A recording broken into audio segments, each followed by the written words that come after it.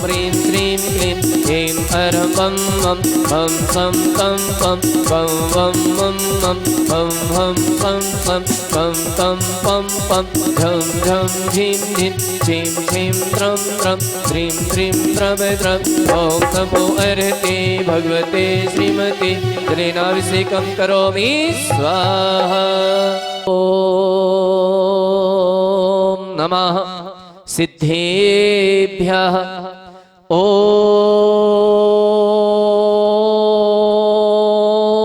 नमः सिद्धेभ्यः ॐ नमः सिद्धेभ्यः। श्री वीतरागाय नमः। ओम नमो अर्हते भगवते श्रीमते श्रीमत्पार्श्व तीर्थंकराय द्वादश गण परिवेष्टिताय शुक्ल ध्यान पवित्राय सर्वज्ञाय स्वयंभुवे सिद्धाय बुद्धाय परमात्मने परम सुखाय त्रैलोक्यमहि व्याप्ताय अनंत संसार चक्र परिमर्दनाय अनंत दर्शनाय अनंत ज्ञानाय अनंत वीर्याय अनंत सुखाय त्रैलोक्य शंकराय सत्य ज्ञानाय सत्य ब्रह्मणे धरणेन्द्र भणामंडल मंडिताय ऋषियारिका श्रावक श्राविका प्रमुख संगोपसर्ग विनाशनाय घातिकर्म विनाशनाय अघातिकर्म विनाशनाय।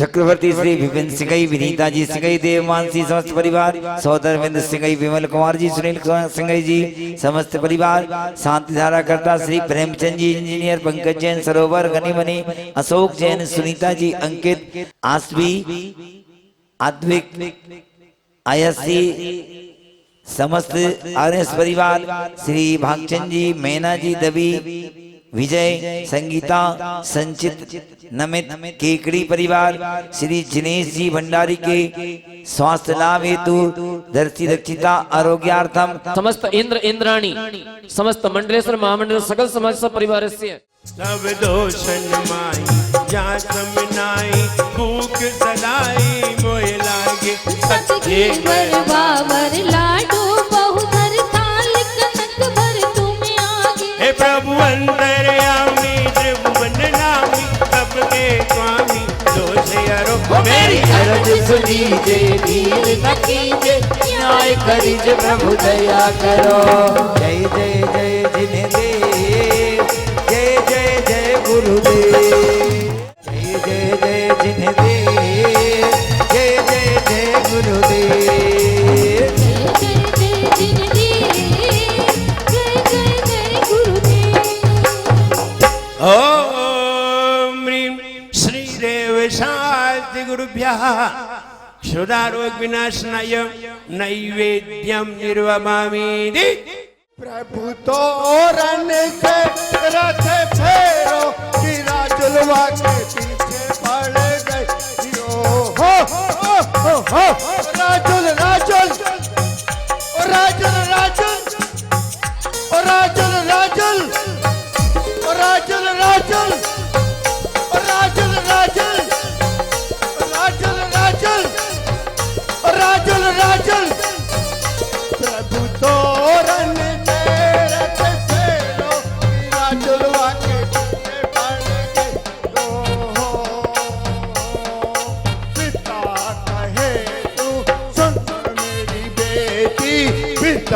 कहे तू सुन मेरी बेटी पिता कहे तू सुन मेरी बेटी पिता कहे तू सुन मेरी बेटी हर दूसरी शादी करूं मैं तेरी दूसरी शादी करूं मैं तेरी हर दूसरी शादी करूं मैं तेरी राजुल के न माने हो राजुल के न माने राजुलवा के पीछे पड़ गई हो। हे प्रभु अंतर्यामी त्रिभुवन नामी सबके स्वामी दोष हरो मेरी अरज सुनीजे वीर न कीजे न्याय करीजे प्रभु दया करो। जय जय जय गुरुदेव जय जय जय जिनेदेव जय जय जय गुरुदेव।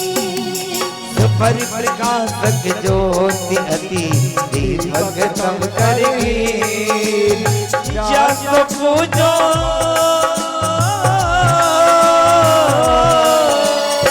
क्या सो पूजो परम पद देव सात गुरुदेव जय जय जय जिन देव जय जय जय गुरुदेव जय जय जय जिन देव जय जय जय गुरुदेव गोरी गोरी राजन मेरी लगेगा सुंदर सजेगे देखो नेमी कुमार सुंदर सजेगे देखो नेमी कुमार चली देखो चली देखो सज के नेमी की भैरात चली देखो सज के नेमी की भैरात जूनागढ़ जूनागढ़ जूनागढ़ में जाई अजब बहार जूनागढ़ में जाई अजब बहार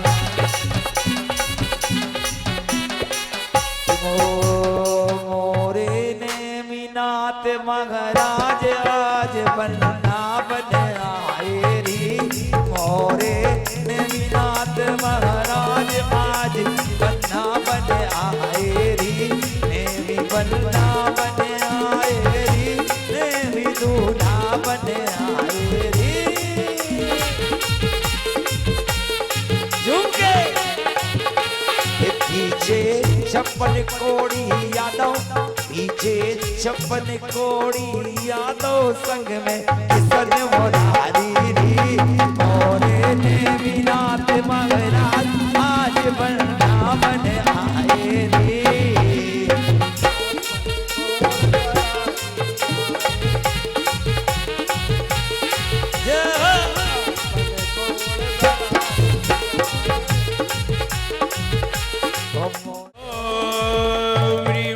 श्रीदेव शास्त्र गुरुभ्यो मोहांधकार विनाशनाय दीपम निर्वपामि बोलो महावीर स्वामी की घट घट के अंतर्यामी की जिन सत्य अहिंसा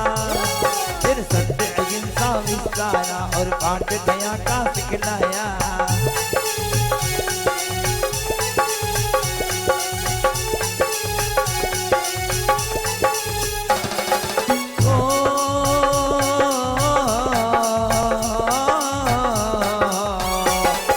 कर्म की दे सन विकट नाश जीते अष्टादश दोष रात हे परम सुगुण गए हे परम सुगुण के अनंत वीर गए मत के 40 गुण गंभीर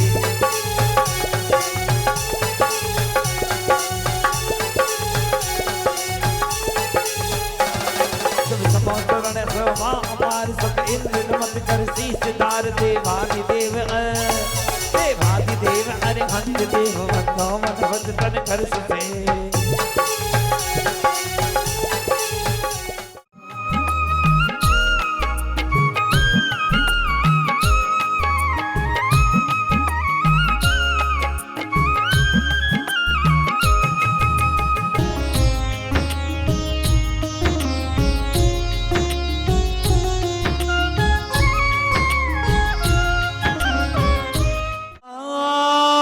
का दीवाना गुरुवर को ढूंढता हूँ मेरे मन में गए अंधेरे सूरज को ढूंढता हूँ जला तो मुझो आज मेरे अनंत मन में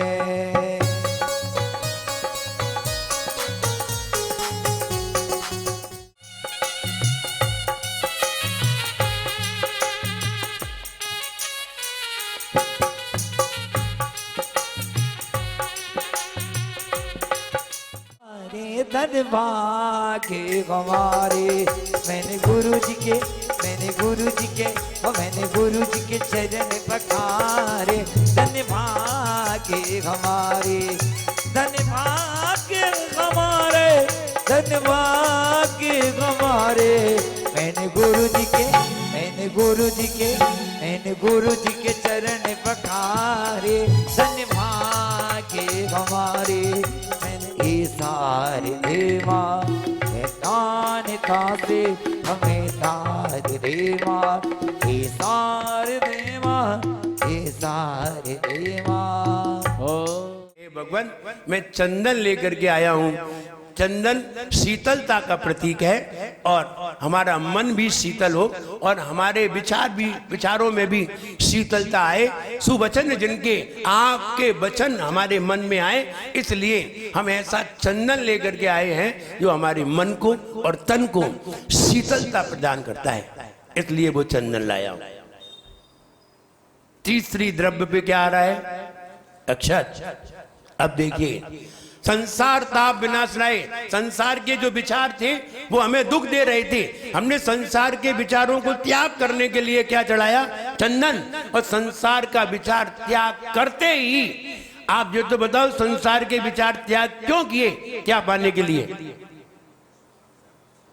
क्या पाने के लिए? बोले रत्नत्रय। क्या पाने के लिए? मुनि बनने के लिए। रत्नत्रय पाने के लिए संसार के विचारों का हम त्याग करते हैं, और जैसे ही रत्नत्रय की भावना भाते हैं तो फिर अक्षत हमारे हाथ में आते हैं। पुंज धरी त्रय, पुंज धरी त्रय गुण जचू। रत्नत्रय की भावना के लिए हम संसार के त्याग करते हैं, तो रत्नत्रय की भावना के लिए हमने अक्षत लिए। और भावना भाई है भगवान, 3 गुणों को पाने के लिए हम 3 ढेरी से रत्नों को, 3 ढेरी से अक्षत को अर्पित करते हैं, इसलिए अक्षत चढ़ाए गए। अक्षत ही क्यों चढ़ाए गए? अब इस प्रसंग पे आइए।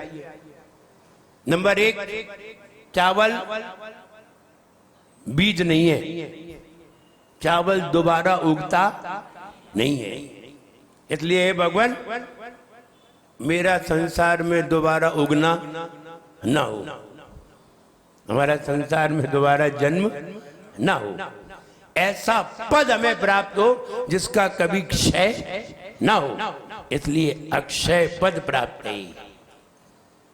इसलिए चावल ताकतवर है, चावल मजबूती के लिए है, हमारी शक्ति को बढ़ाता है चावल। इसलिए हे भगवान मेरी मानसिक शक्ति भी बढ़े और शारीरिक शक्ति भी बढ़े, इसलिए हम आपके चरणों में अक्षत समर्पित करते हैं। ये दोबारा उगते नहीं है, इसलिए। और अक्षत चढ़ाने का मतलब है कि हमें रत्नत्रय की, अब रत्नत्रय की तो प्राप्ति हो गई, लेकिन फिर भी रत्नत्रय होने के बावजूद भी काम विकार जीवित होते हैं, काम विकार जीवित रहते हैं। काम विकार यही खत्म नहीं हो जाते, और आगे जाके खत्म होंगे, जो आपको परसों गुणस्थान से बताएंगे, तो और आगे खत्म होंगे। तो हे भगवान हमने रत्नत्रय तो पा लिया है, लेकिन फिर भी हमारे काम विकार अभी समाप्त नहीं हुए। तो हे भगवान रत्नत्रय पा करके मैं काम विकार को भी नष्ट करना चाहता हूं। तब उसे पुष्प का ख्याल आया। पुष्प क्यों आए? पुष्प से ही व्यक्ति के अंदर काम विकार उत्पन्न होते हैं, सुगंध से ही। जो विकारी होते हैं, जिन्हें मन में विकार होते हैं, वे फूलों की माला बहुत पसंद करते हैं, खासकर गुलाब की, गेंदा की, आदि आदि। जब शादी होती है और माला डालते हो तो कौन से फूल ले जाते? सूखे वाले कि गीले वाले? कौन से? सूखे वाले ले जाया करो, नहीं उनमें खुशबू नहीं आती, तो वे ही पुष्प ले जाते हैं और उन्हीं की माला ले जाते हैं। हम भी सताए हुए हैं, तुम भी सताए हुए हो, इसलिए पुष्प की माला डालते हैं। ये पुष्प काम विकार को उत्पन्न करने वाले होते हैं, इसलिए हे भगवान हम आपके चरणों में पुष्प लेकर के आए हैं। विविधि भांति परिमल सुमन भ्रमर जास आदि। तो हम आपके चरणों में क्या समर्पित कर रहे हैं? पुष्प समर्पित कर रहे हैं। मेरे अंदर जो काम के भाव हैं, विचार हैं, वासना के विचार हैं, वे सब नष्ट हों और हम वेदों से बच करके अवेदी हों। ऐसी भावना करते हुए हे भगवान हम आपके चरणों में पुष्प समर्पित करते हैं। अब आपने ठीक है विकारों को नष्ट कर लिया, भूख थोड़ी मिट गई, भूख तो अभी भी जीवित है, विकार ही तो मिट गए हैं, भूख तो अभी भी जीवित है। विकार नष्ट हो जाए तब भी भूख लगेगी। अब भूख मिटाने के लिए आचार्य महाराज कहते हैं, देखिए हम भले ही अभी आपको सिद्धांत नहीं बता रहे हैं, लेकिन ये पूरा सिद्धांत से घटित है, क्रम से। फिर आचार्यों ने कहा कि जब तक भूख नहीं मिटेगी तब तक ज्ञान नहीं हो, केवल ज्ञान नहीं होगा। भूख पहले मिटेगी, उसके बाद केवल ज्ञान होगा। अगर केवल ज्ञान पहले हो गया और भूख लगती रही तो भगवान को न जाने किनके सामने हाथ पसारने पड़ेंगे और आहार मांगना पड़ेगा। तो बोले नहीं नहीं, केवल ज्ञान होने के बाद किसी के सामने हाथ पसारने की जरूरत नहीं है, फिर तो सबको आशीर्वाद देने की जरूरत है। फिर तुम्हें देख करके ही लोग भूख को नष्ट कर लेंगे, ज्ञान को प्राप्त कर लेंगे। और अगर तुम किसी के सामने अंजलि फैलाओगे और फिर कहोगे कि हमें केवल ज्ञान है, तो तुम्हारा केवल ज्ञान नहीं है। इसलिए ये कहा कि काम नष्ट हो गया लेकिन क्षुधा तो बकाया है। तो क्षुधा को दूर करने के लिए फिर हमने नैवेद्य चढ़ाया। अब बताइए नैवेद्य चढ़ाने से भूख मिटती है कि बढ़ती है? बताओ चक्रेश भैया, लड्डू देख करके भूख लगती है कि भूख मिटती है? बढ़ती है। यहाँ कह रहे क्षुधा रोग विनाशनाय नैवेद्यम, नैवेद्य चढ़ा रहे हैं और भूख मिटा रहे। तो बोले नैवेद्य चढ़ाने से भूख नहीं मिटेगी। भूख मिटाने का तरीका ये नहीं है, ये तो त्याग करने का तरीका है। भूख मिटाने का तरीका है उपवास करिए। जैसे जैसे उपवास करोगे, जैसे जैसे व्रत करोगे, वैसे वैसे भूख कम होती जाएगी। और आपने एक आसन करना प्रारंभ कर दिया, एक बार भोजन लेना प्रारंभ कर दिया, तो धीरे धीरे भूख कम हो जाएगी। और भूख कम होते होते आप फिर एक बार भोजन करने लगेंगे और एक बार भोजन में ही आपका पूरा दिन निकल जाएगा। तो भूख खाने से कम नहीं होगी। एक बार जयपुर में आग लग गई, पेट्रोल पंप में बहुत तेज आग लगी, पूरे टैंकर में आग लगी, दोनों टैंकरों में पेट्रोल पंप। अब लोग पानी डाले, बोले कुछ नहीं होगा पानी डालने से, क्योंकि तुम पानी डालोगे पेट्रोल ऊपर आ जाएगी, पानी नीचे पहुंच जाएगा।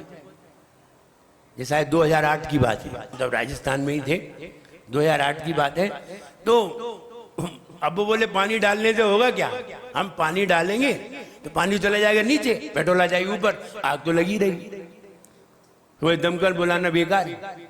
ऐसे ही अगर अग्नि में ईंधन डालोगे तो अग्नि शांत नहीं होगी और बढ़ जाएगी। और भूख में भोजन डालोगे तो भूख और ज्यादा लगेगी। फिर सवेरे भी खाओ, शाम को भी खाओ, दोपहर में भी लगे रहो। और आदमी लगा ही रहता है खाने में, और कितना खाता है ये तो नहीं मालूम, लेकिन खाता ही रहता है। तो भूख में अगर अग्नि में ईंधन डालोगे तो अग्नि बुझेगी नहीं, और अग्नि का ईंधन रोक दोगे तो धीरे धीरे अग्नि शांत हो जाएगी।